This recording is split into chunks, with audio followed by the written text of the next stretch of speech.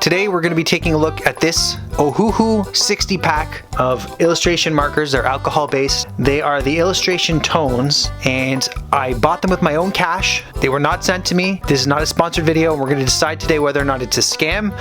Are they all that they live up to be when you watch different videos? I'm going to give you my thoughts on them, so let's get into it. So I bought this pack of markers approximately 2 weeks ago. I've been using them quite a bit in that period of time.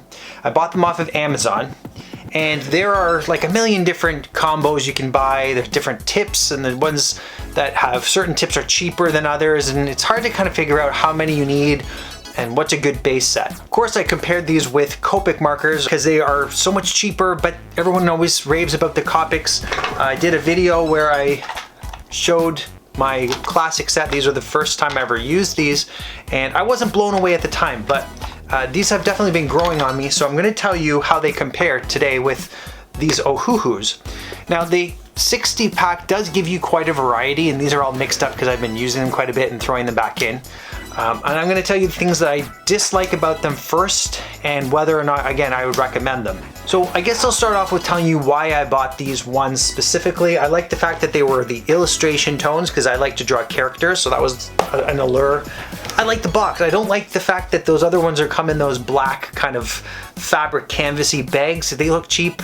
I know it doesn't matter in the grand scheme of things, but I like keeping it a little more contained all together so it's not slopping, falling all over the place. And also, one of the reviews I read about these is that they were the new markers. They were newer than the other versions and had slightly better bullet tips, and the chisel tip was supposed to be a little bit more like a brush.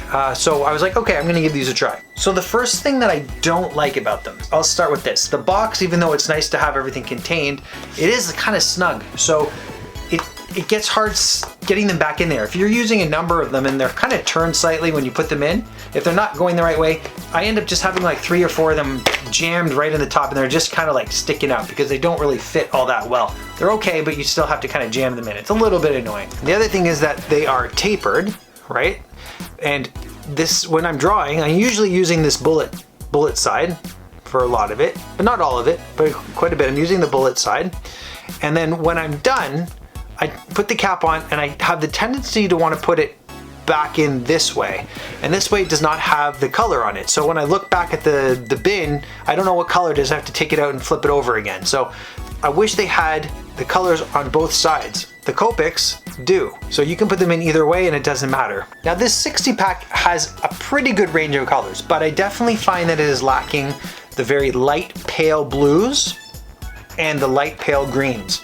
So when I'm in there looking for some of that, I can't typically find it.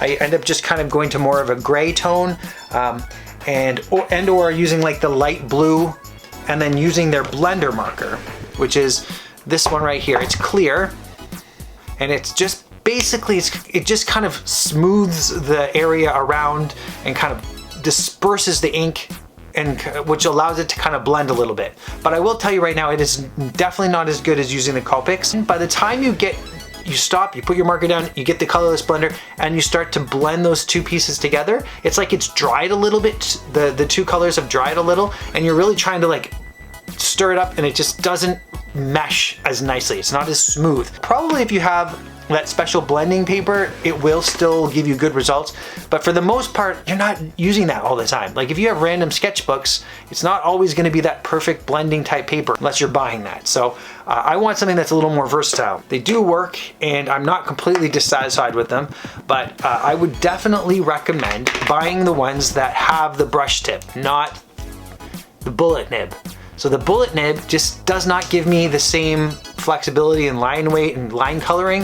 I have been using the chisel side more than I have ever used in the past because I feel I need to. And it does give kind of an interesting, when you're doing a portrait on a sketch card, it does give kind of an interesting blocky like tone and color, which is kind of neat. But if you want to have that smooth gradient, then you just can't really get it, or at least I haven't been able to reach that so far. So let me show you some of my sketch cards that I've been working on as examples. Here's one of Jake Paul. So you'll kind of notice in here it gets kind of blocky because I've been using the chisel tip. It kind of splotchy. If I had the brush where I could really, you know, do smooth lines, I probably could have even that out a little bit better. Here's just this kind of like scary horror girl. So with the background, what I did was I used the chisel tip and I went over it, and then I let it dry a little bit and went over it again. And so it kind of creates these like little dark blocks in here, and it looks okay if that's kind of, you want kind of a cool background, but it's hard unless you go over it numerous times to try to get it smoothed out. It looks kind of chunky. And same within here, you know, it's hard to get the nice smooth transitions with the different, but what I've noticed is that my other ones, which are these touch Lakais, and I also have touch 5s, they're just as comparable in terms of smoothness and usefulness, and the colors are just as saturated, if not even a slight bit more saturated, I would almost argue, than these Ohuhus. So I think, in my opinion, these Ohuhus, if you're watching videos on them and people are giving them rave reviews, a good portion of those are being sent to the YouTuber. And even if they say, this is not a sponsored video, I was sent these and I'm gonna give you my honest opinion.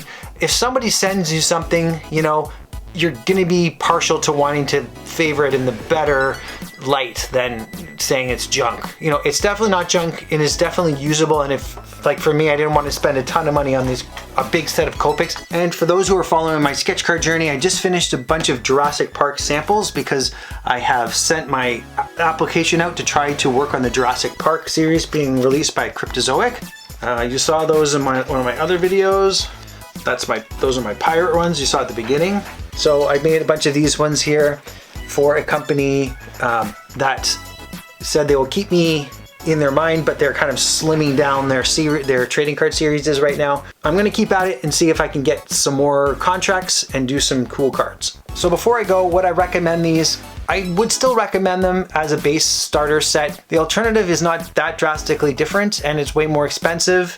I would definitely recommend getting the brush nib. Also, I would recommend going for lighter colors like the pastel set. So I hope that helped. If it did, please give me a thumbs up. If you have any questions about these or want me to test something out and try it out, I'd be happy to answer your questions if you leave them down below. Thanks for watching, and I will see you in the next video.